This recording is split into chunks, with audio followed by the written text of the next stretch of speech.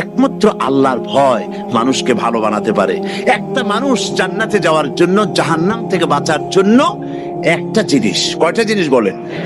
একটি জিনিস যদি ভেতরে থাকে তাহলে সমস্ত গুনাহ থেকে বাঁচতে পারে। আর একটি জিনিস যদি না থাকে তাহলে এমন কোনো কাজ নাই পৃথিবীতে যা সে করতে পারে না। সেই কাজটার নাম কি? তাকওয়া। সবাই বলেন, কাজটার নাম কি?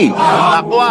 যদি ভেতরে আল্লাহ পাকের ভয় থাকে, রব্বুল আলামিন আমাকে দেখছেন, তিনি আমাকে শুনতেছেন, এই ভয় যদি অন্তঃকরণের ভিতরে থাকে তাহলে এই লোকটি কোনো গুনাহের কাজ করতে পারবে না, মিথ্যা বলতে পারবে না, ওজনে কম দিতে পারবে না, খাদ্যে ভেজাল দিতে পারবে না, শয়তানি বদমাশি করতে পারবে না। আর যদি এই জিনিসটির অভাব থাকে, যদি তাকওয়া না থাকে, তাহলে সমস্ত অন্যায় কাজ সে করতে পারবে।